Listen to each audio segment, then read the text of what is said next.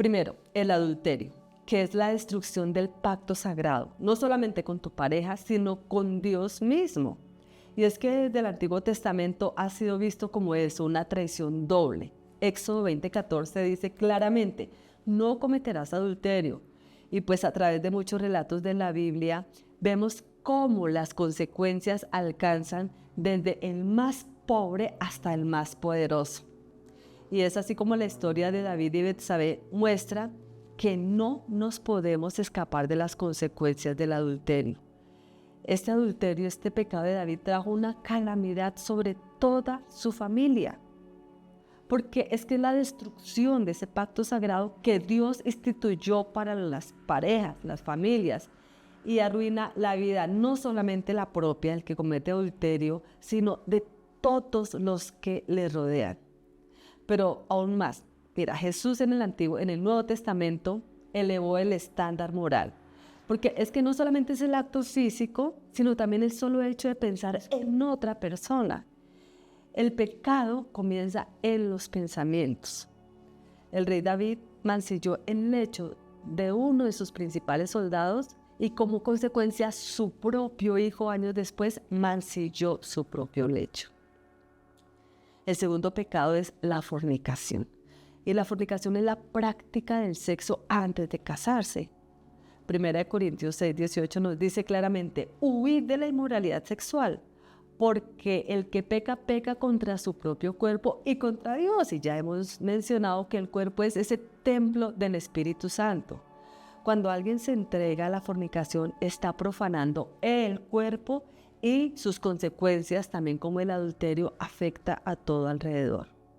Las personas se alejan de la obediencia de Dios y los efectos de estas relaciones sexuales prematrimoniales son muchos y peligrosos y la mayoría de las personas no los tienen en cuenta. Y no solamente que se pierde la virginidad, que ya hoy día está tan subvalorada, sino puede producir un embarazo no deseado, por lo tanto un hijo ilegítimo, por lo tanto un casamiento forzado o un aborto. Y en el mejor de los casos podríamos decir enfermedades venéreas. Además de los trágicos efectos físicos, también están los devastadores problemas psicológicos y relacionales que a menudo acompañan o son secuelas de estas relaciones sexuales prematrimoniales. Y estos incluyen sentimiento de culpabilidad, angustia, ruptura de relaciones, autodesprecio, adicción sexual, pero sobre todo esclavitud espiritual.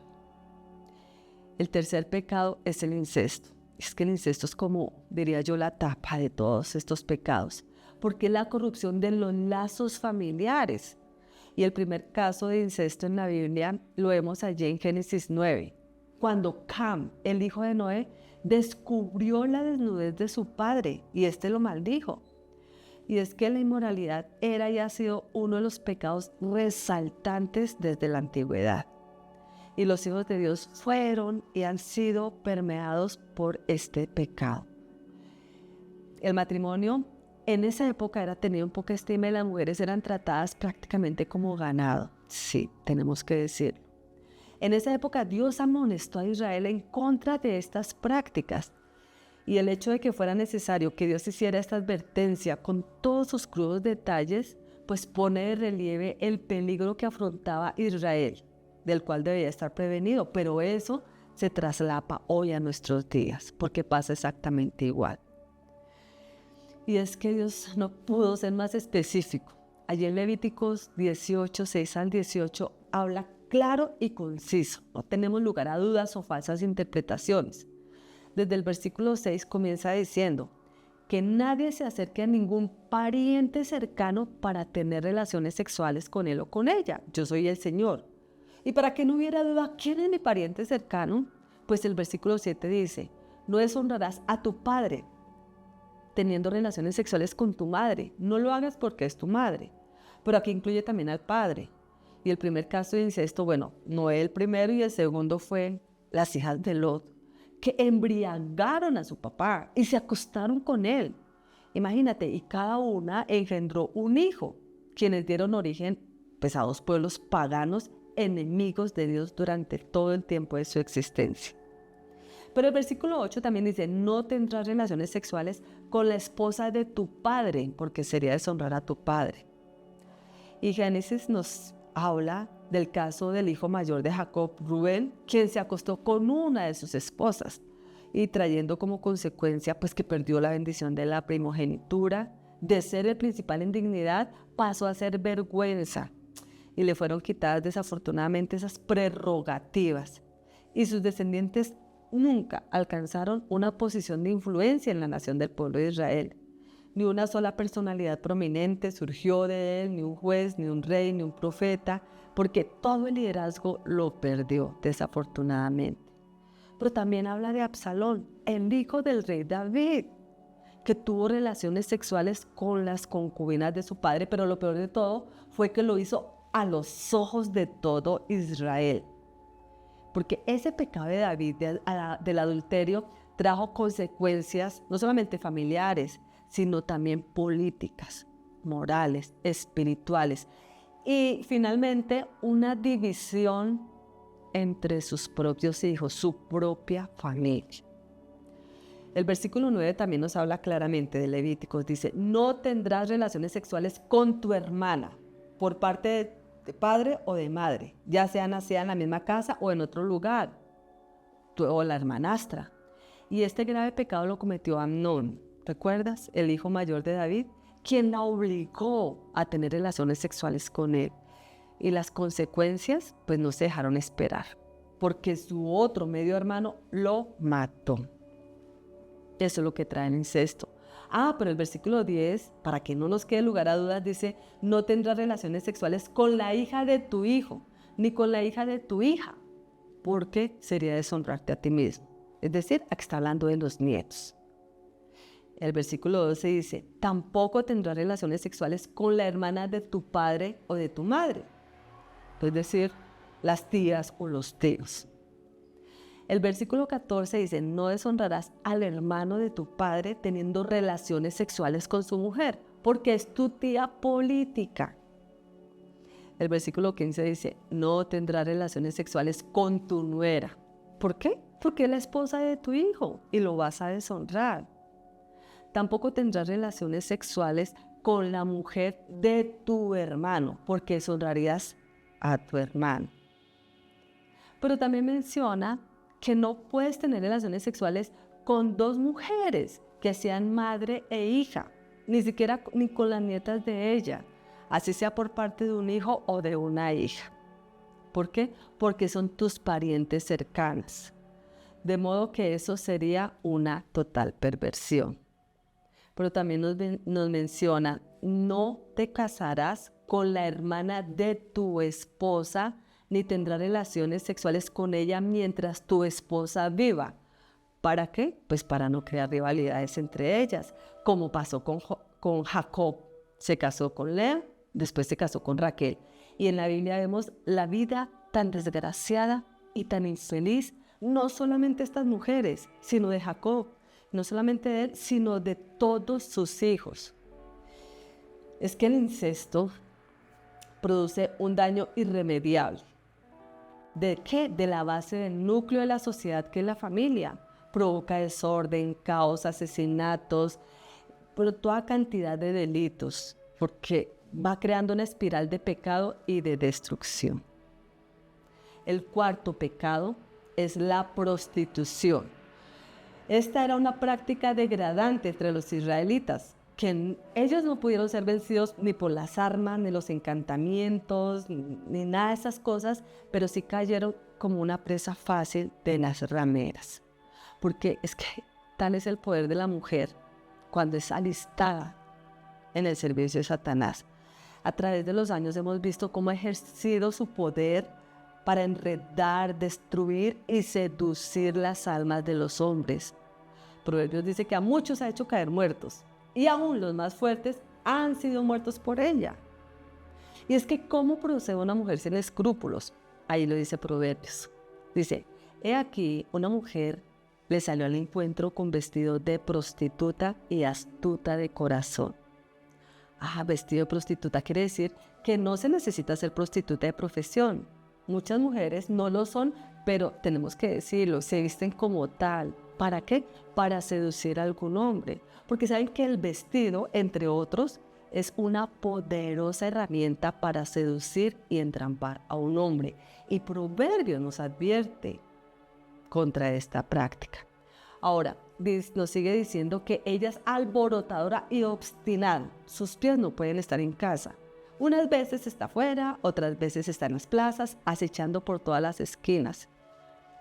Y es que muchas mujeres necesitan estar afuera de su casa o en bares, en discotecas, en estadios, en centros comerciales, en las esquinas, en la calle, para conocer hombres, bien sea para tener sexo casual con ellos o para cubrir alguna necesidad emocional o simplemente para pasar un rato en su compañía o por obtener dinero o comodidades o ropa, muchas veces sin necesidad de acostarse con él. Pero nos sigue diciendo que la mujer se prende del hombre, lo agarra, lo besa, lo seduce, lo acaricia. Y aquí en esta mujer que nos relata Proverbios nos dice que ella le dice al hombre, mire, yo prometí sacrificios de paz y he pagado mis votos. Es decir, involucra hasta la religión, algo sagrado para obtener lo que ella quiere. Y sigue diciendo de esta mujer, mire, es que salí a buscarte porque estoy de fiesta y te he encontrado. Mira, y he preparado mi cama con colchas, las he tendido con lino de Egipto, las he perfumado con mirra, aloe y canela. Es decir, este tipo de mujeres tienen todo fríamente calculado, no se les escapa ningún detalle. Ahora, estos detalles sí los debe tener muy en cuenta la esposa, de tener muy bien su cuarto agradable, limpio, arreglado, perfumado. Esto seduciría a su esposo y es una manera de seducción. Ahora, esta mujer sigue procediendo diciendo, ven, saciémonos de caricias hasta la mañana, deleitémonos en amores. Y es que, ¿qué hombre no desea esto? Pero solo los incautos caen en estas redes, como te digo, minuciosa y cuidadosamente tejidas. Ahora, nos sigue diciendo el versículo siguiente, es que mi marido no está en casa, partió para un largo viaje. ¿Ves? No es una prostituta, es una mujer, una esposa, una ama de casa. Dice, mire, estoy sola. Y es que cuando el ser humano está solo, piensa que nadie lo ve, es cuando trama sus ardides. Rinde a este incauto que vio en la plaza, lo rinde con mucha persuasión, empieza a seducirlo con la suavidad de sus labios. Tienes que saber que hasta que una mujer no tiene lo que quiere, no descansa. Ahora, hay algunos hombres que son más prevenidos que otros. Dicen, no, ¿yo cómo voy a caer? ¿Cómo te voy a seguir? Yo soy casado. Pero tengo que decirte que al final, el 99.9 de los hombres caen en estas trampas. Y enseguida se va detrás ella, dice el versículo 22, como va el buey al matadero. Como un corderito al que lo ata, va como un venadito. Imagínate un hombre con toda su capacidad, su fuerza, no solamente física, mental, emocional, intelectual, queda seducido a la nada, queda en las manos y en las trampas de una mujer tal. ¡Qué tristeza! Y es que Proverbios nos sigue relatando de un hombre tal, dice que va, ¿sí? como una avecita, hasta que una flecha le atraviesa el hígado. Bueno, otras versiones dice el corazón. Igual, son dos órganos vitales que donde se dañen, muere. Dice que como el ave que se apresura a la red, pero que no sabe que le va a costar la vida. Y aquí el Señor nos advierte, especialmente a los hombres. Le dice, ahora pues, hijos, oídme, presten atención a los dichos de mi boca. No se aparte tu corazón tras los caminos de estas mujeres, ni te descarríes por sus sendas, porque a muchos ha hecho caer. Fue así como los hijos de Dios fueron y están siendo alejados de su integridad y se ha corrompido la humanidad. Es decir, aún los cristianos, los hijos de Dios en la antigüedad. Mira, José fue tentado. Es el único hombre que nos habla la Biblia que no cayó en este pecado. Pero Sansón buscó una prostituta y su propia fuerza, que era la defensa de Israel, cayó en manos de los filisteos. También el rey David, un hombre conforme al corazón de Dios, cayó por una mujer. Salomón, el más sabio de los reyes, por 3 veces se lo llamó amado de Dios, pero se convirtió en un esclavo de la prisión y sacrificó su integridad a ese mismo poder hechicero, porque parecen embrujados. 1 Corintios 6:15 dicen, ¿es que ustedes no saben que sus cuerpos son miembros de Cristo? ¿Voy a quitar los miembros de Cristo para hacerlos miembros de una prostituta? De ninguna manera. Y es que eso pasa cuando tú te acuestas con una prostituta. Tu cuerpo no te pertenece, tu mente no te pertenece, tu corazón entonces, ya no te pertenecen. Le pertenecen a esta mujer, a esta prostituta. Porque dice, los dos serán una sola carne. Así que nos sigue advirtiendo sobre este pecado. Huid de la inmoralidad sexual. Cualquier otro pecado que el hombre comete, pues dice que está fuera del cuerpo. Pero el fornicario, el que se acuesta con una prostituta, peca contra su propio cuerpo. Y ya sabemos, hay una ruina espiritual, emocional, mental, física e intelectual. Y a estas personas, dice Dios, que al final las va a destruir. ¿Por qué? Ellos ya han destruido la imagen de Dios en sus propios cuerpos. El quinto pecado es la poligamia. Sí, aunque muchos patriarcas la practicaron, no quiere decir que sea aprobada por Dios, porque esta práctica llevó a problemas y complicaciones gravísimas, no solamente en la pareja original, en el hombre y la mujer casados, sino entre todos los descendientes, tanto que aún trasciende hoy en nuestros días.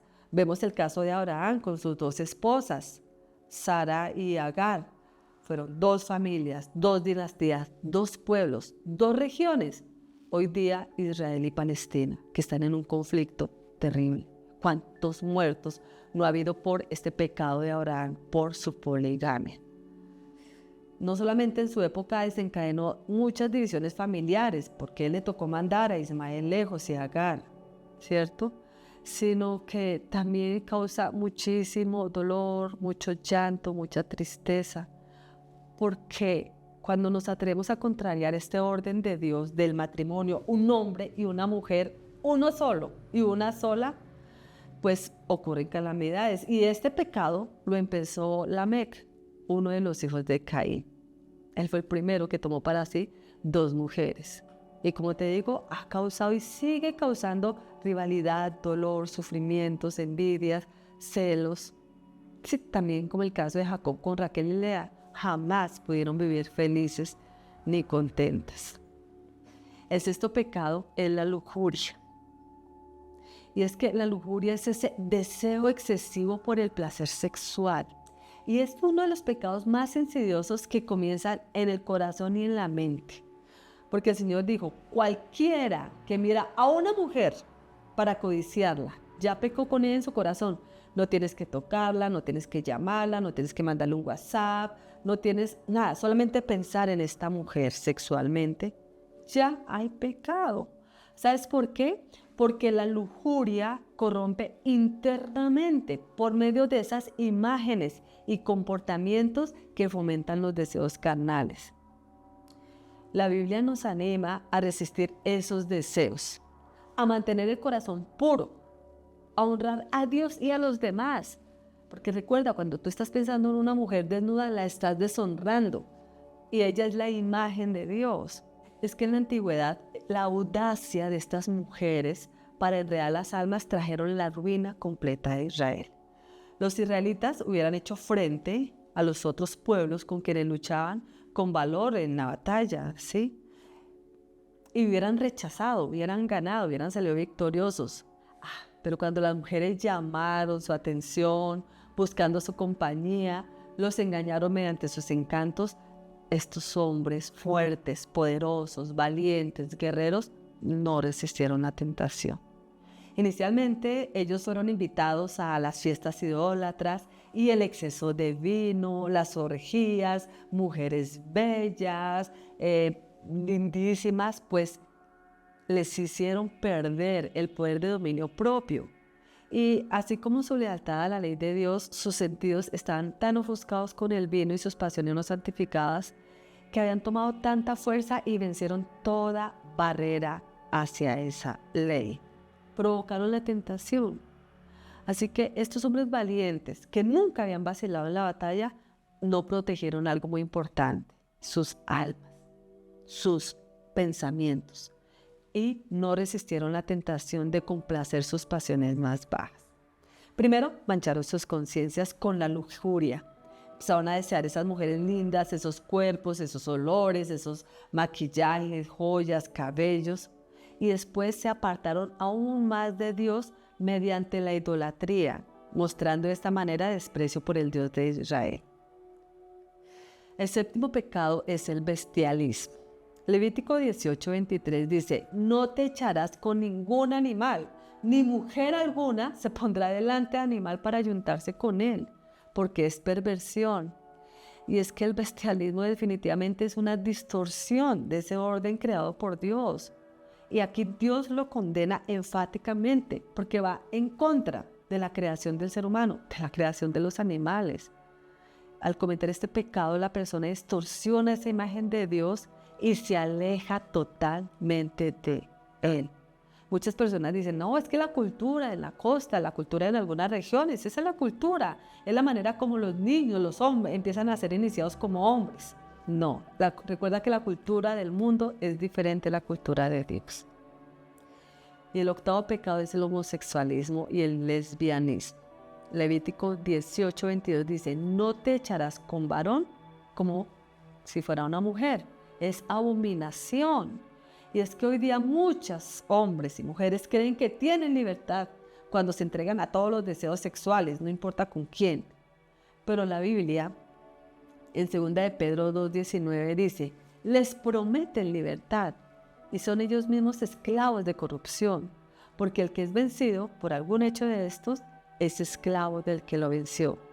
Porque libertad es vivir de acuerdo con la voluntad de Dios. No nos dejemos engañar.